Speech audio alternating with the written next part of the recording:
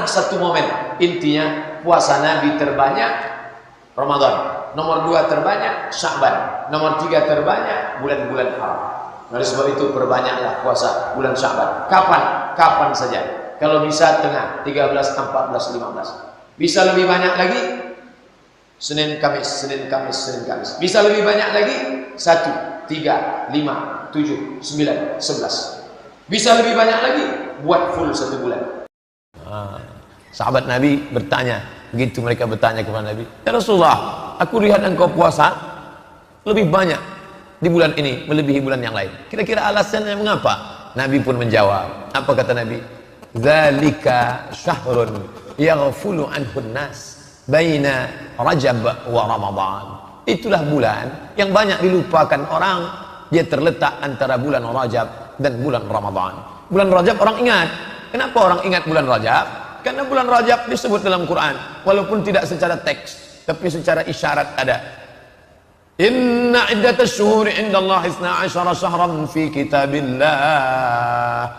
Sesungguhnya jumlah bilangan bulan di sisi Allah yang tertulis dalam kitab Allah ada 4, ada 12. Minha arba'atun hurum. Ada 4 bulan haram. Dijelaskan dalam hadis Zulqa'dah, Zulhijjah, Muharram, Rajab. Bulan Rajab semua orang ingat. Orang jahiliyah pun memuliakan bulan Rajab. Sampai-sampai mereka tidak mau membunuh bapaknya, membunuh orang yang membunuh bapaknya. Jumpa dia dengan pembunuh bapaknya, takkan dia hunuskan pedang. Kenapa? Karena ini bulan Rajab, bulan mulia, haram berperang. Bulan Ramadan semua orang tahu bulan Ramadan. Kenapa? Fihi lailatun khairum min alfi syahrin. Karena di dalamnya ada 1 malam, kalau beramal lebih baik daripada 1000 bulan. Tapi ada 1 bulan, yaghfulu anhun nas. Banyak orang melalaikannya. Beramal di bulan yang dilalaikan orang, pahalanya besar. Beramal di saat waktu orang lain lupa, pahalanya besar. Contoh, malam, semua orang tidur, wan nasu niyam, semua manusia tidur. Makanya pesan Nabi, wa tusalli fil laili wan nasu niyam. Salatlah engkau di tengah malam ketika orang sedang tidur. Karena beramal pada saat orang lalai, itu pahalanya besar. Samalah seperti pada saat malam Idul Fitri. Malam Idul Fitri itu kadang SMS kita tak sampai pagi. Kenapa? Karena semua orang mengucapkan selamat Idul Fitri, selamat Idul Fitri, selamat Idul Fitri. Tapi pada saat orang lalai, di situ jaringan lancar. Maka carilah ketika orang lalai. Dunia ini sekarang hampir tak ada orang lalai. Di tengah malam kita anggap orang lalai, orang menjerit-jerit di tengah jalan. Gol! Hampir tak ada orang lalai.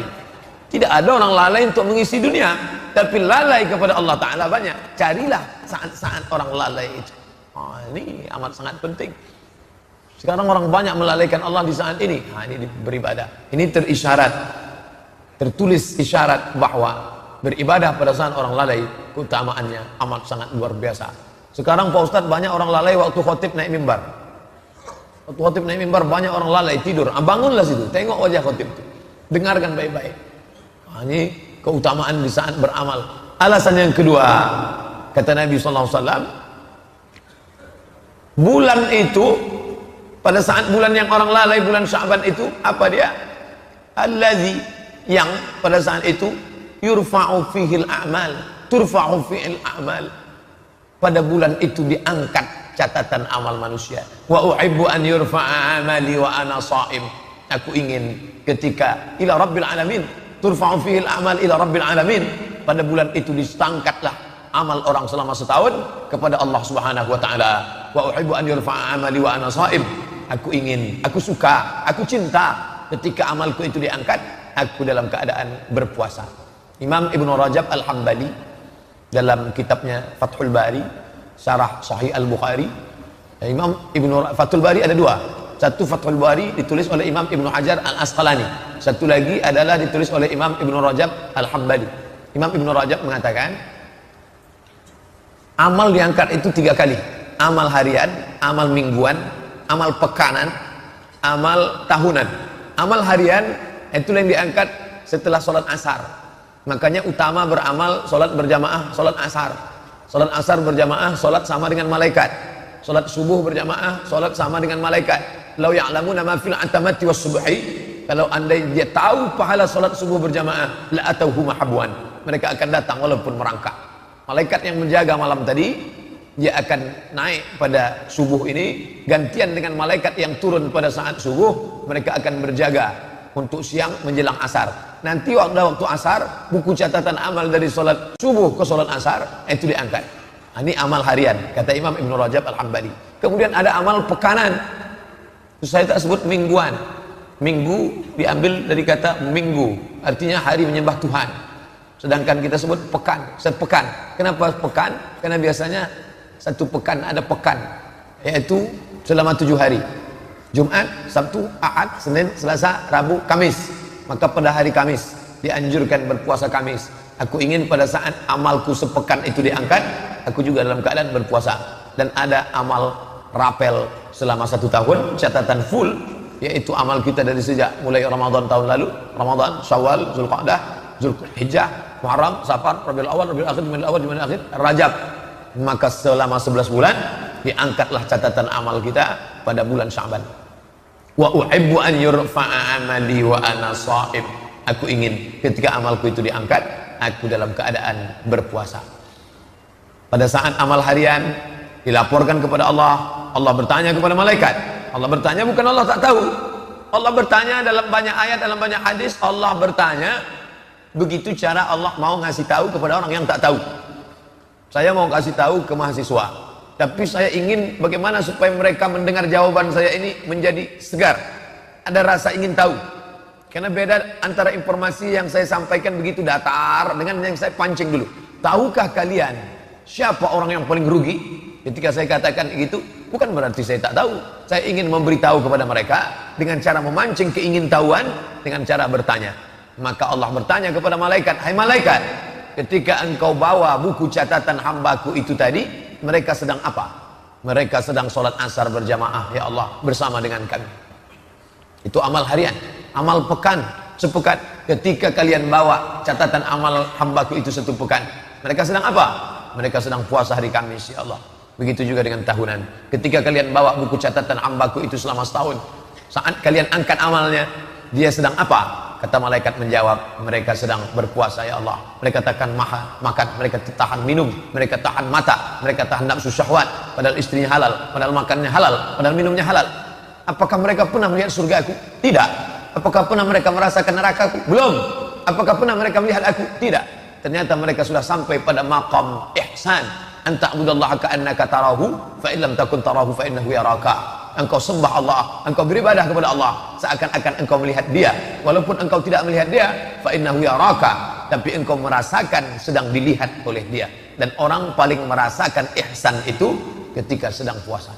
Ketika sedang sholat, orang ihsan, tak berani dia menggerakkan biji matanya ke atas karena dia sedang merasa dilihat, dipandang Allah. Pada saat orang melaksanakan ibadah umrah, dia sedang ihsan, tak berani dia mencabut bulu hidungnya, tak berani dia mencabut rambutnya, tak berani dia mencabut duri di pokok kayu, tak berani dia membunuh binatang, karena dia sedang merasakan ihsan, pengawasan Allah SWT. Maka pada saat puasa, tak berani dia makan, tak berani dia minum, tak berani dia berpikir yang tidak-tidak, tak berani dia berkata-kata bohong, dusta, sia-sia, lara. Kenapa? Dia sedang berada dalam pengawasan Allah Subhanahu wa ta'ala.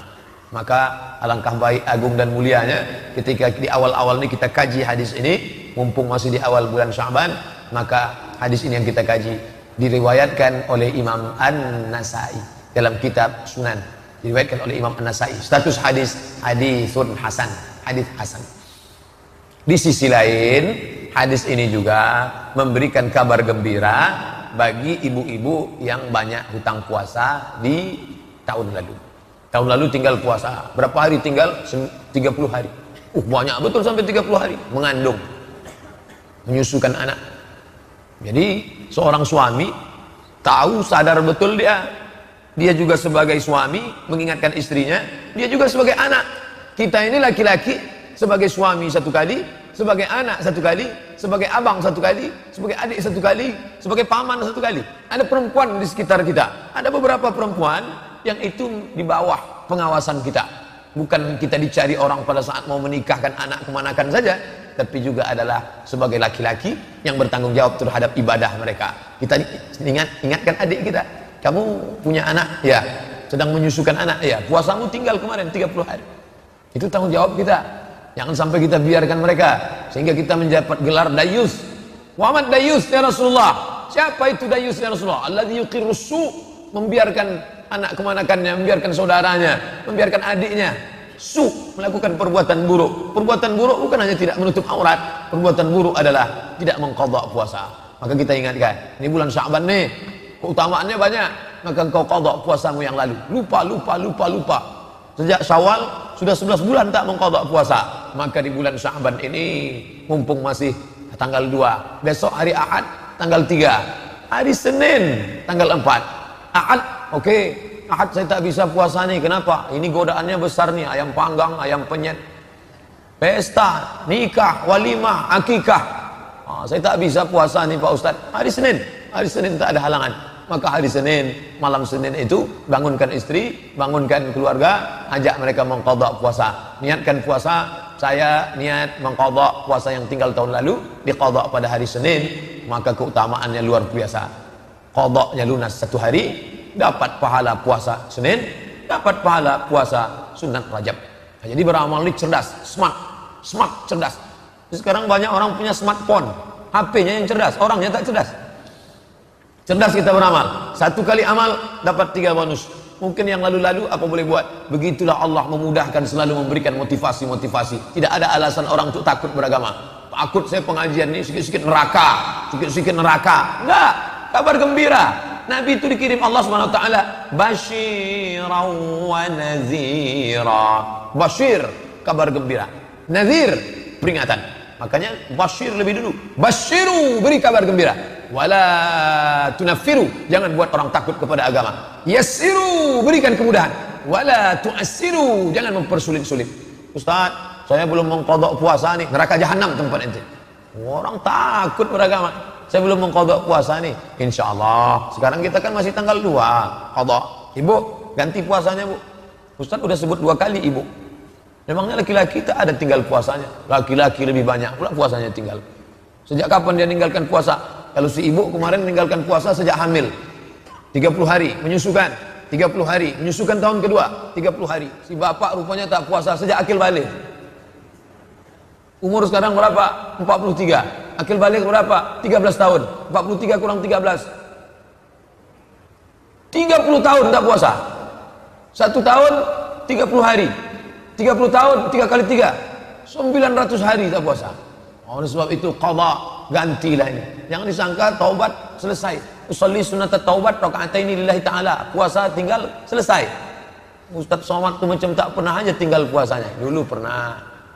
Sedang puasa saya, datang kawan saya bawa soto Medan. Ayo lamat makan kita, kata dia. Waktu itu masih sekolah. Akhirnya batal puasa, tapi udah saya ganti dah. Yang lalu-lalu itu diingat. Qadha. Oleh sebab itu, maka mungkin kita masa lalu pernah meninggalkan puasa, maka kita qadha. Faman kana minkum maridan, siapa yang sakit, au ala safarin, atau musafir, itu juga diganti. Fa'iddatum min ayyamin ukhar, ganti di hari yang lain. Oh berat ini Pak Ustaz. Islamnya agama berat ini Pak Ustaz. Dia tidak berat. Dia ingin kita sehat. Qadha saja istiqamah. Senin Kamis, 8 hari dalam sebulan. Senin Kamis, 8. 10 bulan, 80 hari. Tambah Rajab, tambah Sya'ban full. Maka bisa dia setahun itu 100 hari. Bisa lunas puasanya. 1 tahun 100 hari. 9 tahun 900 hari. Orang yang tak puasa selama 30 tahun pun bisa lunas. Badan sehat. Ternyata makanan yang kita makan itu semuanya mengandung racun. Makan apel tidak busuk, tidak dimakan ulat. Dibelah, tak ulat. Coba jambu air di belakang rumah kita belah, berulat. Kenapa apel tak berulat? Karena disemprot pestisida, racun. Padi, dulu padi dimakan wereng. Kenapa padi sekarang gemuk-gemuk, berasnya enak? Rupanya padi pun bercampur racun pestisida, menggumpal di dalam darah, menjadi cancer, C-A-N-C-E-R, cancer kata orang barat. Orang kita payah nyebut cancer. Kenapa Pak Fulan? Kanker. Nah, ini apa obatnya? Ternyata orang barat sudah menemukan obatnya, namanya terapi. Mereka takut makan obat, efek samping. Dimakan ini muncul penyakit lain. Maka mereka temukan terapi dengan cara menahan makan. Mereka tak tahu puasa. Mereka sebut dengan fasting terapi. Fasting, tak makan berat. Tak makan gandum, tak makan roti, tak minum susu. Pokoknya yang makan berat mereka tinggalkan. Selama berapa hari? 8 hari dalam sebulan. Dengan demikian, maka tubuh itu sendiri yang akan memakan racun-racun yang menggumpal di dalam darah, dalam daging, sehingga racun dimakan oleh tubuh. Itu mereka sendiri yang menemukan. Saya ketika ditunjukkan kertas ini ke saya, Ustadz, ini ada terapi baru, katanya bagus, tahan makan selama 8 hari dalam sebulan, maka badan kita akan sehat. Subhanallah, Masya Allah. Ternyata Nabi kita sudah mengajarkan itu. Bapak-bapak yang punya banyak hutang puasa di masa lalu, istiqomahlah dengan Senin Kamis, Senin Kamis, Senin Kamis. Bagi yang sudah, ini makin menguatkannya. Bagi orang beriman tak ada pengaruh. Informasi dari orang kafir itu tidak mempengaruhi amalnya sedikit pun. Hanya sebagai pembanding saja, dia hanya akan tersenyum mendengar cerita ini. Tapi bagi orang yang mula-mula beramal, yang masih mempertanyakan, kalau saya buat ini saya dapat apa? Kalau saya tak buat ini saya dapat. Nah, jadi masih beramal, Ustadz, pahalanya apa? Efeknya apa?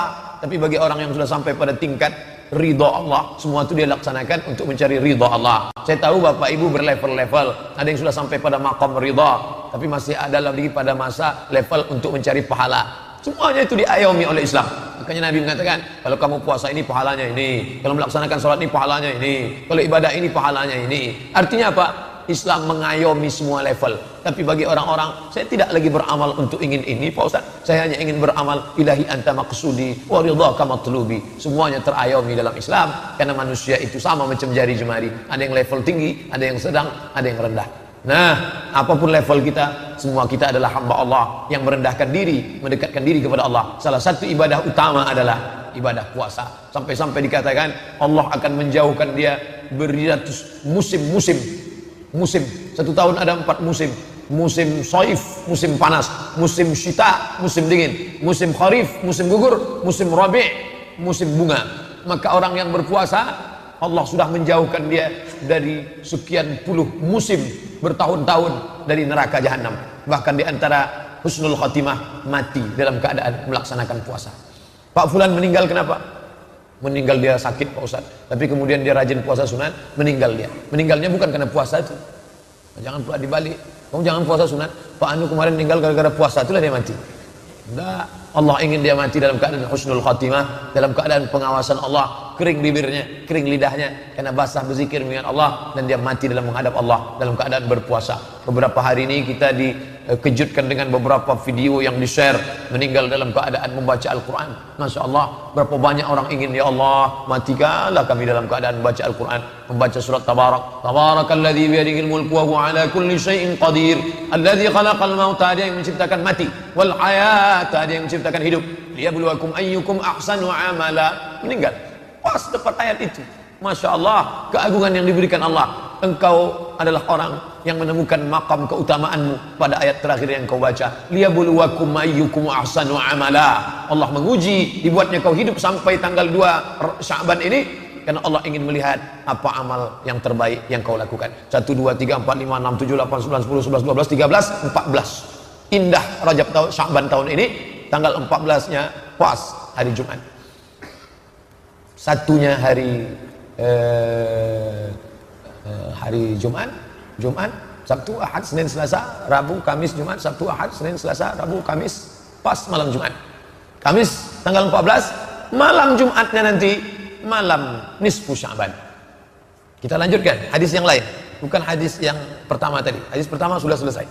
Ittala'allahu ala jami'i khalqihi lailatan nisfi min Sya'ban. Pada malam nisfu Sya'ban, Allah memperhatikan semua makhluknya. Hadis ini mesti dipahami dengan baik. Jangan katakan Allah hanya memperhatikan malam nisfu Sya'ban, lalu malam-malam yang lain Allah, na'udzubillah, subhana rabbika rabbil izzati amma yasifun, maha suci Allah atas semua sifat-sifat. Kalian katakan Tuhan tidur, kalian katakan Tuhan tak menengok, kalian katakan Tuhan santai. Tak betul. Allah itu adalah la ta'khudhuhu sinatun wala naum. Dia tak mengantuk, dia tak tidur, dia tak lalai. Wa ma kana Allahu bighafilin amma yaf'alu zalimun. Allah tak pernah lalai, tak pernah lupa. Lalu apa makna hadis ittala'allahu ala jami'i khalqihi lailatan nisfi min Sya'ban? Pada malam nisfu Sya'ban Allah memperhatikan semua makhluknya. Tiap hari Allah memperhatikan makhluknya. Allah memberikan perhatian khusus pada malam nisfu Sya'ban. Fayaghfiru li jami'i khalqihi, diampunkannya semua makhluknya yang meminta malam itu, yang berdoa malam itu, yang bermunajat malam itu. Dari sejak kapan? Dari mulai habis azan maghrib Karena masuknya malam nisfu Sya'ban, pergeseran waktu dalam kalender Qamariyah beda dengan Syamsiah. Kalau Syamsiah sejak tergelincir matahari sejak jam 12 malam. Sedangkan Qamariyah begitu nampak anak bulan sore Kamis nanti malam Jumat, kita pun sudah masuk malam nisfu Sya'ban, beramallah. Tapi Nabi tak ada menyebutkan amalnya apa, itu tak ada. Tak ada Nabi menyebutkan kamu mesti buat ini. Dan nanti kalau ada yang mengatakan harus baca ini, harus buat ini, harus baca ini, harus zikir ini, itu ijtihad dari para ulama. Misalnya datanglah orang bertanya ke saya, Ustaz Somad, ya ada hadis tentang malam nisfu Sya'ban? Ada. Sahih apa tak sahih? Syekh Albani mengatakan hadis ini bisa diterima sebagai amal. Nasiruddin Al-Albani yang mengatakan hadis malam nisfu Sya'ban ini bukan dhaif, bukan maudhu', bukan palsu, bukan dhaif. Ini kalau ada nanti orang mengatakan tak ada tuh dalil malam nisfu Sya'ban. Syekh Nasiruddin Al-Albani yang mengatakan hadis ini bisa diterima. Ittala'allahu ala jami'i khalqihi lailatan nisfi min Sya'ban. Allah memperhatikan semua makhluknya pada malam nisfu Sya'ban. Fayaghfiru li jami'i khalqihi. Allah mengampunkan semua makhluknya illa kecuali dua. Ada dua yang tak diberikan ampunan. Ada dua yang tak dikabulkan doanya. Yang pertama, musyrik. Orang yang masih syirik, mempersekutukan Allah, menyembah Lata, Uzza, Manat, Hubal, Jibti, Tagut, yang masih datang kepada dukun, yang masih kepada minta kepada benda keramat, yang masih mempersekutukan Allah, maka taubat nasuhala, berhenti menjelang malam nisfu Sya'ban ini.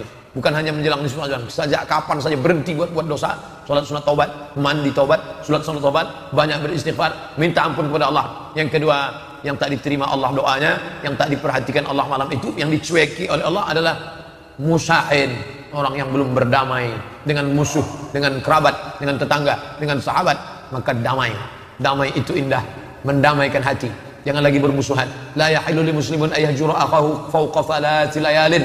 Tak boleh mendiamkan, memusuhi, berkelahi dan lain sebagainya. Oleh sebab itu, setelah bersih dari syirik, bersih daripada permusuhan, baik hablum minallah, baik hablum minan nas, Kamis malam Jumat ketemu dua keutamaan. Malam nisfu Sya'ban, malam sayyidul ayyam, sayyidul syuhur, induk dari segala bulan Ramadan. Sayyidul ayyam, induk dari segala hari Jumat. Hari Jumat sudah dimulai pada petang Kamis malam Jumat. Man qara'a suratal kahfi yaumal jumu'ah, siapa yang membaca surat kahfi petang Jumat, malam Jumat, hari Jumat, siang Jumat, adha'a lahu min nur, Allah memberikan dia nur, cahaya pencerahan, ma bainal jumu'ataini, antara dua Jumat. Habis maghrib itu baca surat Al-Kahfi, baik. Saya baca Al-Kahfinya besok lah Pak Ustaz, baik. Saya mau baca Quran malam ni khatam Pak Ustaz, baik. Lalu datang orang berjumpa dengan ulama, wahai tuan ulama, ya malam ni nisfu Sya'ban, betul. Saya amalnya apa? Amal aja banyak-banyak. Amalnya apa? Amal aja banyak-banyak. Tentu sebagian orang tak puas dengan itu. Dia mau Ustaz tu nyebutkan, sebutlah Ustaz secara detail teks. Lalu kata Ustaz tu, bacalah surat Yasin. Kenapa Yasin disuruh? Nabi tak ada nyuruh, hai orang beriman, bacalah surat Yasin pada malam nisfu Sya'ban, tak ada. Tapi hadis yang bersifat hadis umum ada. Man qara'a Yasin fi lailatin, siapa yang baca surat Yasin pada suatu malam, asbaha maghfuran lah, pada waktu subuhnya dia sudah diampunkan Allah Subhanahu wa taala. Jadi nanti kalau ada yang membid'ahkan baca Yasin malam nisfu Sya'ban, dalilnya umum ada. Ini saya tunjukkan bahwa malam nisfu Sya'ban itu utama. Ada dalilnya umum. Ittala'allahu ala jami'i khalqihi lailatan nisfi min Sya'ban. Allah memperhatikan makhluknya pada malam nisfu Sya'ban. Fa yaghfiru li jami'i khalqihi, diampunkan semua makhluknya, illa musyrik atau musyahid, kecuali orang yang musyrik dan orang yang belum berdamai. Hadisnya ada, tapi dalam hadis itu tak ada dibaca sebut surat Yasin. Lalu tentang hadis surat Yasin, hadis lain. Buka dalam tafsir Ibnu Katsir, muqaddimah surat Yasin. Man qara'a surat Yasin, man qara'a Yasin, siapa yang baca surat Yasin fi lailatin, dalam suatu malam.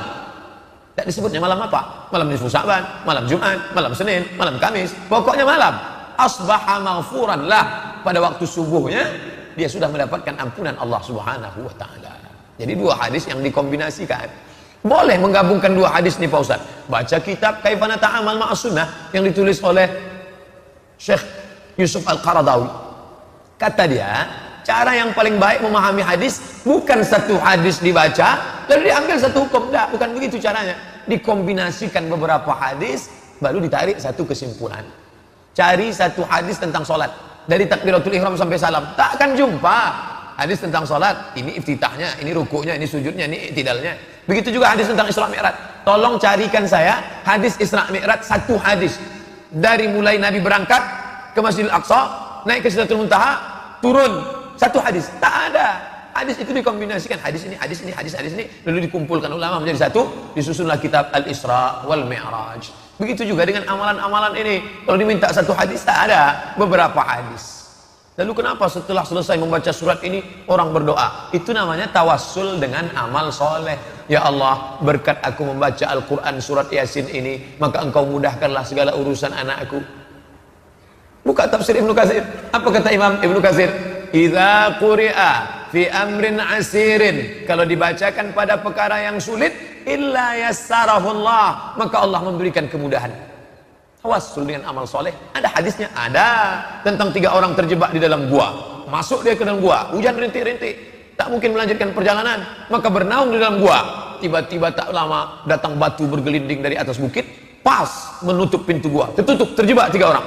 Maka mereka berdoa kepada Allah dengan bertawassul.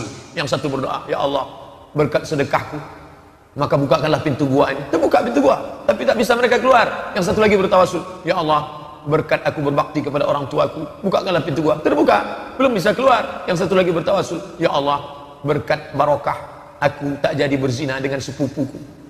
Nah, jadi bisa bertawassul dengan sedekah, bisa bertawassul dengan bakti kepada orang tua, bisa bertawassul dengan tak jadi berzina, tak jadi mencuri. Ya Allah, aku tak jadi pacaran. Kata anak-anak muda ini, yang sudah terlanjur cari amar lain. Berkat aku begini, berkat aku. Makanya orang sebelum berdoa itu baca Fatihah, ala hazniha wa kulli niyatin shalihah, al-Fatihah. Kenapa dia baca Fatihah?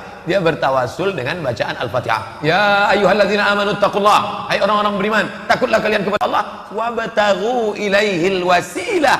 Carilah wasilah. Bukan mencari wasilah perantara antara aku dengan Allah, ada perantara Lata, Uzza, Manat, Hubal, Jibti, Taghut, Na'am.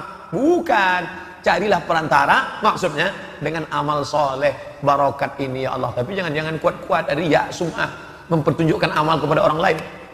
Ini dalil-dalil. Jadi tidak ada aturan baku mesti beramal ini, tidak. Lalu dia kemudian memperbanyak solat malam. Baik, solat malamnya biasanya hanya 11 rakaat.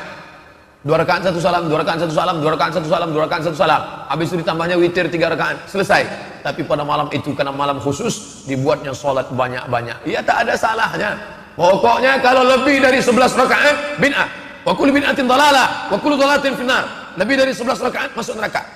Kalaulah 11 rakaat menjadi batasan, siapa yang melaksanakan lebih masuk neraka, maka masuk neraka lah sahabat Nabi yang disebut dalam kitab Musnad Ahmad bin Hanbal, yang dilaporkan kepada Nabi, ya Rasulullah, ya ini ada kawanku. Kenapa dia?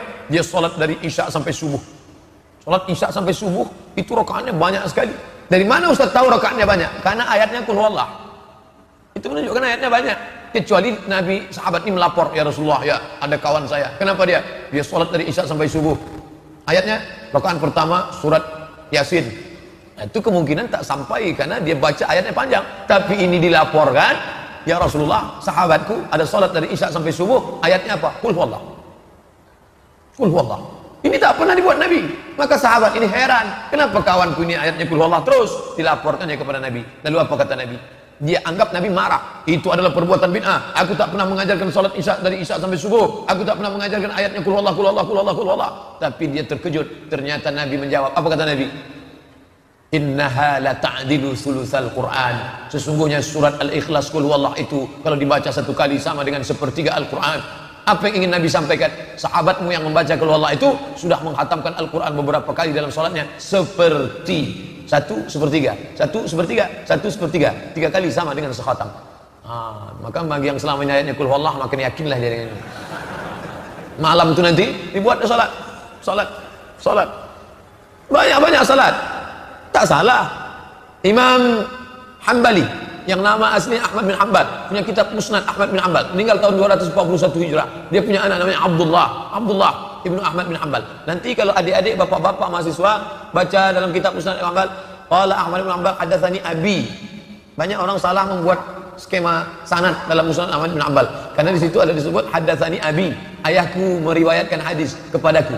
Aku mendengar hadis ini dari ayahku, kata Ahmad bin Hanbal. Kata anaknya namanya Abdullah bin Ahmad bin Hanbal. Orang bertanya kepada dia, "Hai Abdullah, ya, engkau anak kandung Ahmad bin Hanbal?" "Betul." "Berapa salat malam ayahmu?" Kata Abdullah bin Ahmad bin Hanbal, 300 rakaat. Fil yaumi wal lailah, sehari semalam. Nah, jadi kalau begitu, Bapak Ibu yang selama ini sudah menganggap amal kita ini banyak, belum ada apa-apanya kalau membandingkannya dengan Ahmad bin Hanbal. Oleh sebab itu tidak ada larangan memperbanyak ibadah macam-macam pada malam Mi'raj itu. Apakah sendiri-sendiri atau berjamaah Pak Ustaz? Khalid ibn Ma'dan, Makhul, di antara tabi'in negeri Syam, mereka pada malam nisfu Sya'ban itu berkumpul beramai-ramai di masjid negeri Syam. Yaktahilun, mereka pakai kahal celak. Yalbasuna siyab, mereka pakai pakaian jubah kebesaran.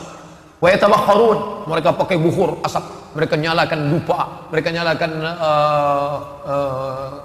apa itu namanya yang harum-harum itu, gaharu. Ada model gaharu, kayu gaharu, ada juga model seperti menyan dia. Ada batang kayu kalau ditakik, dipotong, keluar getahnya, seperti damar, itu dipakai harum. Itu di Arab kalau mau menikahkan anak, acara walimah itu dipakai harum. Makanya habaib kalau datang waktu acara Habib Syekh kemarin dibakar. Disangka orang yang tak tahu sedang manggil jin. Itu parfum Arab itu begitu.